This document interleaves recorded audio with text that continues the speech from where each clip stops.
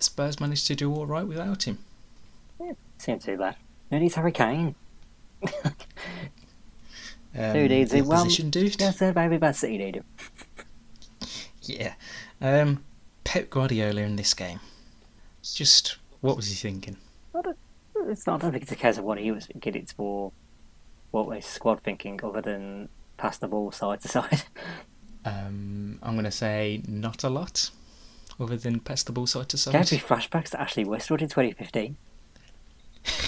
Just endless side to Uh, side passing, not really going anywhere. yeah, I mean that whole final third for Man City was just it was a crime to watch how bad it was. I don't know if it was that bad, considering something that we also saw this weekend that was that bad. It wasn't that. But the question that is obviously going around is one that's quite important, and I think surely now will be more prominent. And it's, I've had City a little bit too predictable. Yes, they are. Yes. Like, it's not a question Um, that should be asked about a team that was the most expensively assembled team in Premier League history at the weekend. yeah, which was just absolutely ridiculous. 500 million plus in the starting lineup and 300 million on the bench. And they couldn't beat Tottenham. Jesus wept. I mean, I think what mainly annoyed me with Pep's lineup was the forward three that he had. He had three wingers on the pitch in Ferran Torres, Riyad Mahrez, and Raheem Sterling.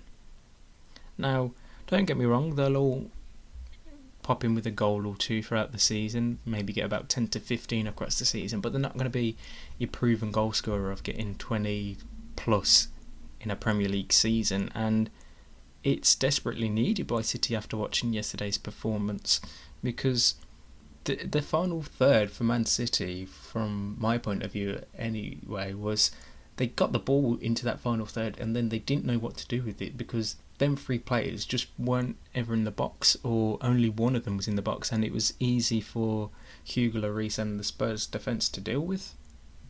The only one who really actually sort of got behind and created anything was actually the one who wasn't playing as a winger.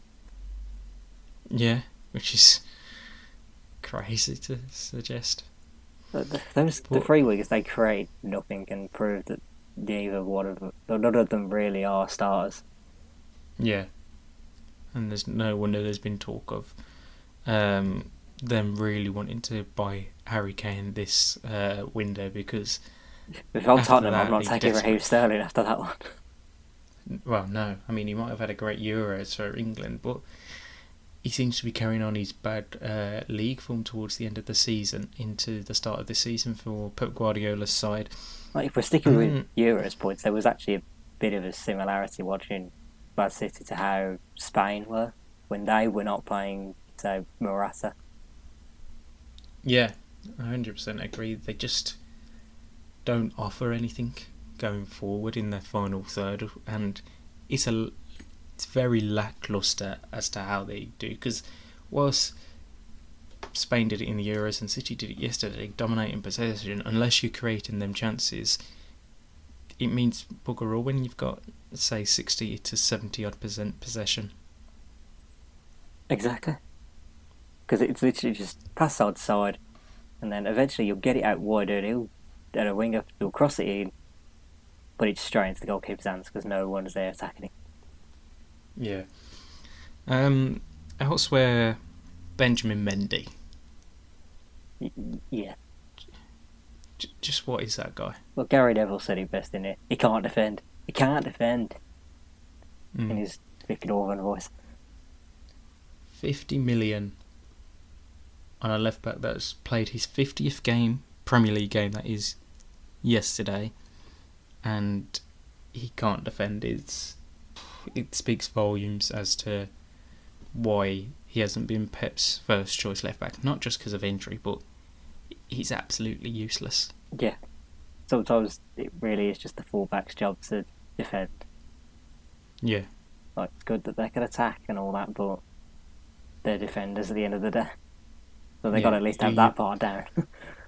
do your primary job first, rather than worrying about anything else on the pitch. And Mendy just didn't do that. I mean, if you look on the opposite side, João Cancelo, yeah, he was bombing up that right-hand side throughout the whole of the game, and he's probably one of City's most attacking players throughout that 90 minutes.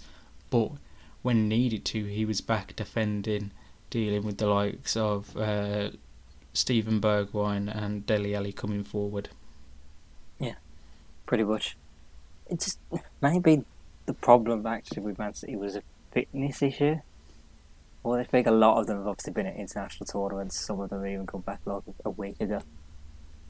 Yeah. Not had much of a pre-season, really, in that aspect, so it's going to take a while to get them at full strength. It pretty much like how it was last season. Yeah. Slow start for them, but they should be there and abouts in the title fight come the end of the season. But before we talk about Spurs' goal, one player has to get a special mention, and that is Spurs fullback Japhet Tanganga. Yeah, this man didn't just have Raheem Sterling and Jack Grealish in his pockets. The man put them in a cage, took the key, swallowed it, and then just went about and did his thing. Yeah, I saw a funny joke online after the game. He's saying in his back pockets he's got £100 million and an extra sterling as well. That is top class, because for someone so young who was brought in through Jose Mourinho and became a regular under Mourinho, he really staked his claim yesterday as one of Spurs' key players for this season going forward. If he can defend like that against Man City's front line, he should be well instead against the lower sides, and then it's just against the other big six clubs that we'll see obviously the main test for Tanganga this season. Yeah. He says Jose doesn't know a good young player when he sees him.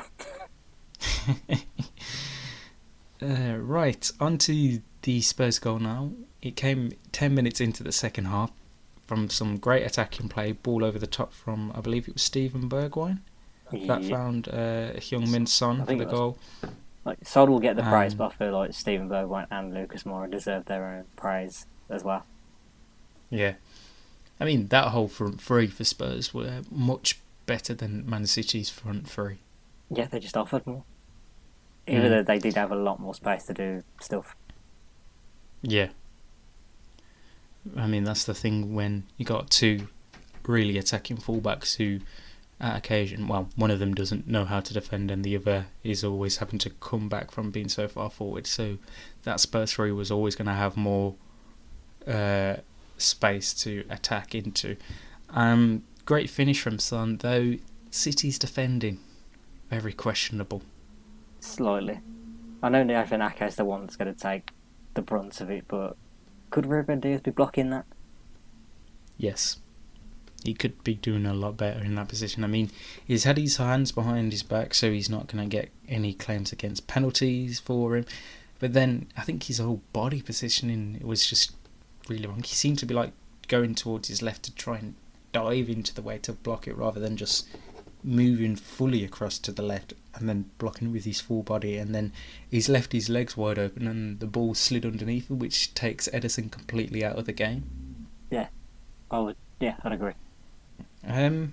Substitution wise though, for Pep as well, very questionable. I mean, he brings on Gabriel Jesus at the 70th minute for Raheem Sterling, and instead of moving Ferran Torres then out wide to his natural position and put in Gabriel Jesus as the number 9 or number 10 striker, he just keeps them in that position for the next 10 minutes until he brings on Kevin De Bruyne, which just makes no sense. Why would you have your actual striker out wide and your guy that can provide the assists through the middle?